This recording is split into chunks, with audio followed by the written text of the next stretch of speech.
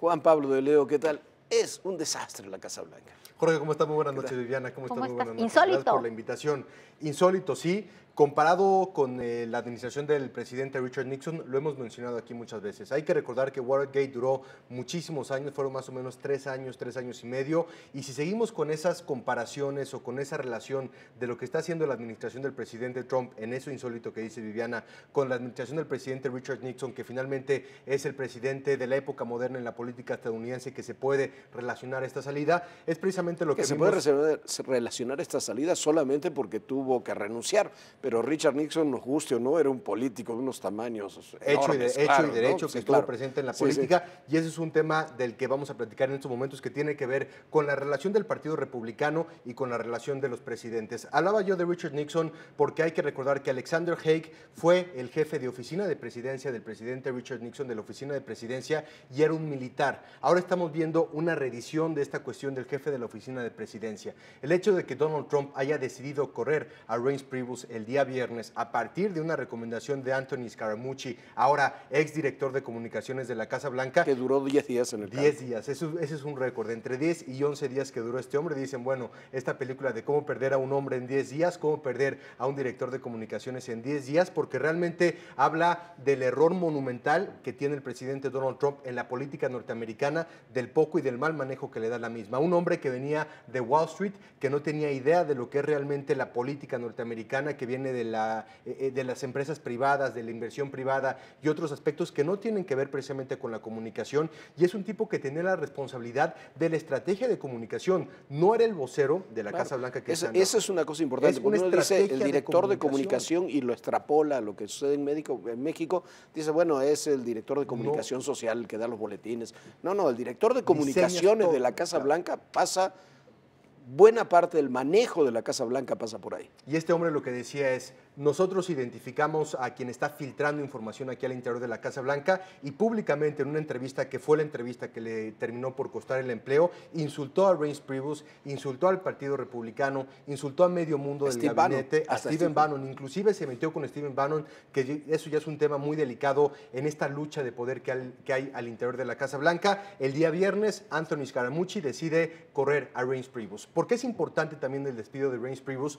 Porque es uno de los remanentes que quedan del Partido Republicano. Hay que recordar que el presidente Trump, Donald Trump, llega a la elección presidencial como un externo del Partido Republicano. Hoy por hoy podemos ver que es un tipo que plantea mucho más la parte inclusive libertaria que el planteamiento que han tenido los republicanos durante años, que tiene que ver con libre comercio, con acuerdos comerciales, con otras iniciativas y con otras propuestas que hoy por hoy se han eliminado del Partido Republicano. En ese sentido, el hecho de que haya sido Reince Priebus el objetivo directamente de Anthony Scaramucci no es casualidad. Lo que estamos viendo es un distanciamiento entre el Partido Republicano y el presidente Trump. Lo vemos con Reince Priebus. Se refleja en el Senado. Se refleja en el Senado con la reforma de salud que no pudieron procesar. Quien le dio el voto final y quien le dio el último clavo a este ataúd de la reforma de salud conocida como Trump Care fue nada más y nada menos que John McCain, uno de los senadores republicanos históricos del partido, que tiene bien planteado lo que ha sido de este partido, un maverick, un halcón en todo el sentido de la palabra, que regresa al Senado a pesar de estar convaleciente de salud, y regresa a dar un voto que todo el mundo pensó iba a ser el voto en favor del presidente Trump, y fue contrario, fue un voto en contra que terminó por sepultar esta propuesta de reforma de salud. Estamos viendo este distanciamiento entre el Partido Republicano y el presidente Trump. No le están pudiendo cumplir con su agenda al interior del legislativo, a pesar de que tienen la mayoría en el Senado y la mayoría en el Congreso. Estamos viendo que cada vez hay un distanciamiento también entre los elementos que funcionan al interior del gabinete y que son del Partido Republicano.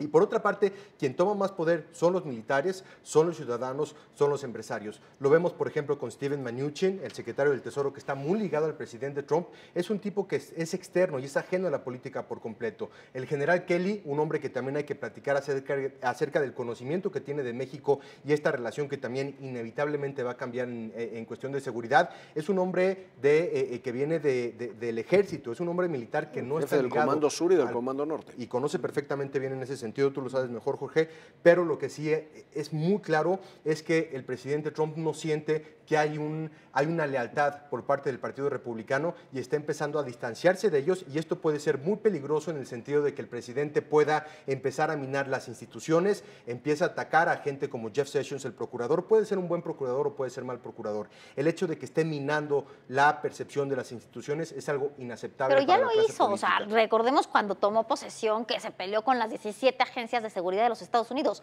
Nunca bajo ningún tema se habían puesto de acuerdo las 17 agencias de seguridad en un solo tema, y si Trump lo que ha querido es desprestigiar a sus propias agencias.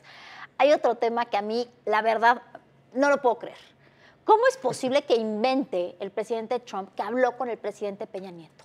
Esto tiene que ver con haber llevado al general John F. Kelly precisamente a la oficina de la presidencia. Ayer por la mañana hacía referencia el presidente Trump en esta presentación de John Kelly como jefe de la oficina de presidencia, y él decía que estaba muy contento porque el gobierno mexicano le había hablado para expresarle su beneplácito por la condición migratoria que existe actualmente en México. Imagínate. Acto seguido, la Secretaría de Relaciones Exteriores emite un comunicado en el cual desmiente cualquier comunicación y dice: el presidente Trump nunca tuvo comunicación con el presidente Enrique Peña Nieto. Es un tema muy fácil, Vivian, es un tema de la posverdad. Vemos que el presidente Trump, a través de Twitter o a través de estas declaraciones, dice y hace lo que sea. Él nunca ha estado apegado a los lineamientos de comunicación, nunca ha estado apegado a los discursos, y es su equipo quien tiene que llegar después a recoger las piezas rotas y a aclarar las situaciones. Lo vemos constantemente. Un tema es lo que dice Trump y otro tema es lo que dice Rex Tillerson. Un tema es lo que dice Trump y otro tema es lo que dice Jeff Sessions. Siempre le tienen que estar corrigiendo la plana al presidente porque él siente que es muy fácil y no hay consecuencias de decir cualquier tipo de declaración. Y es algo que se le ha insistido mucho al presidente. El líder del país más poderoso del mundo, cada palabra, cada comentario que emite es importantísimo. No puedes menospreciar la verdad. A ver, pero a mí no, antes de este tema nada más rapidísimo, a mí hay una cosa que me llama mucho la atención. En los Estados Unidos, juran bajo la Biblia, sí, y es ley. O sea, no hay nada peor en los juicios, nada se sanciona de manera más estricta que cuando alguien rompe su juramento. Es impresionante que el presidente de los Estados Unidos esté jurando en vano y diciendo mentiras tras rato. Por eso es tan importante lo que estamos viendo con las comparecencias públicas con el tema de Rusia y con esa supuesta injerencia. Hay muchos personajes del gabinete del presidente Donald Trump que han estado llamados a comparecer bajo juramento y que han tenido que declarar respecto a los encuentros o no que han tenido con el gobierno ruso. En ese sentido, el presidente Trump, quien está aventando por delante, es a su propio gabinete. Él no ha declarado bajo juramento, a él no lo han interrogado bajo juramento en ningún momento,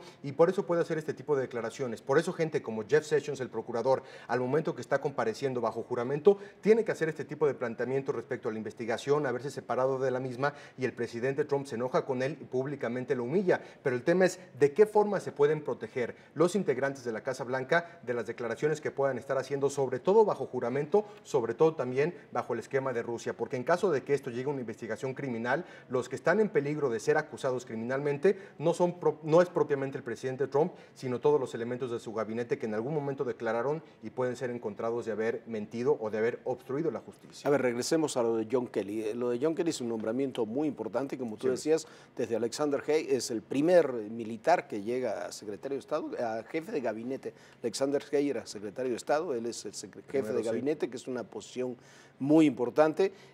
Hizo un buen trabajo en el Homeland Security, hizo un muy buen trabajo. John Kelly es uno de los pocos interlocutores que muchos países tenían, no solamente en México, en tema de terrorismo, en tema de narcotráfico, un interlocutor de México, un interlocutor incluso directo de funcionarios mexicanos. Estuvo sobrevolando los campos de Amapola hace 2 semanas. Estuvo hace 2 semanas, claro.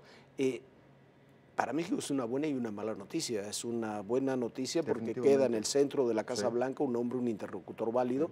Es una mala noticia porque quién sabe quién llega al Homeland Security, porque no hay ninguna lógica en los nombramientos. Para México hay 2 temas. Y también a ver qué dinámica pone John Kelly, porque una cosa es estar en el Homeland Security, estar en las áreas de seguridad, y otra cosa es ser el interlocutor con el Congreso alguien que nunca ha tenido posiciones políticas para sacar adelante leyes. Eso es lo que precisamente se pregunta el día de hoy el periódico Washington Post con sus artículos. ¿Qué tanta capacidad va a tener el general Kelly para poder influir en la presidencia de Donald Trump?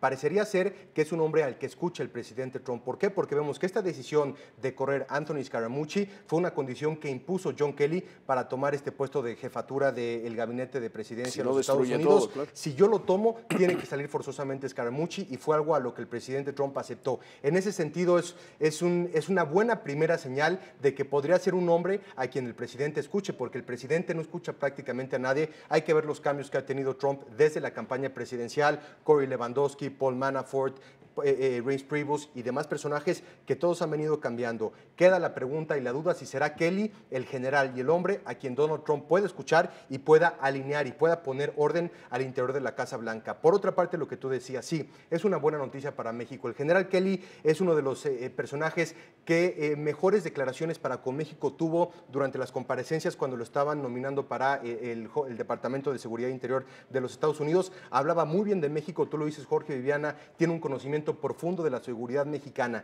y el hecho de que este hombre esté cercano al presidente Trump va a ser un hombre que constantemente tenga el oído del presidente y le esté proveyendo de información fina acerca de México, acerca de la importancia estratégica que tiene México como socio a nivel de seguridad, a nivel comercial de México, y eso podría ayudar de cierta forma. En la medida también que Jared Kushner, el yerno del presidente Trump y un enlace directo con el gobierno mexicano, también pueda empoderarse y se mantenga en esa posición, me parece que México va a tener dos alas muy importantes de influencia sobre el presidente Trump inmediatas, que una sería John Kelly a través de la jefatura de gabinete y otra sería Jared Kushner a través de esta influencia directa que tiene con el canciller Luis Videgaray. A ver, para terminar, el problema es que, como tú dices, Trump no escucha a nadie y paradójicamente hay muchos que le hablan al oído. Estaba viendo en un programa de la televisión estadounidense este fin de semana, tiene 26 asesores que están autorizados a acordar directamente con él. Ningún presidente tiene 26 asesores, incluyendo su hija, en la Casa Blanca, que estén acordando con él. Entonces, por eso puede decir lo que se le ocurre, porque entre esos 26 asesores hay de chile, dulce y de manteca. Cualquier cosa. Y la mayoría no son políticos profesionales. Y me imagino que ellos se han de pelear por ser el número 26, porque hay reportes periodísticos de que Trump se queda con la última opinión que escucha, que siempre parte de lo que plantea es con la última persona que habla, a la última persona que le dé un consejo, con esa memoria a corto plazo que tiene, ese es con el consejo que se queda. ¿Quién lo aconsejó de decir que había hablado con el presidente de México? ¿Quién habrá sido el número 26 que le aconsejó decir? O lo que vio en la madrugada en Fox News. No, que es otra en los programas televisivos. Juan Pablo, gracias. Muchísimas gracias. Vamos a una pausa, enseguida regresamos con más información. No hay nada personal, es solo el corazón que desayuna.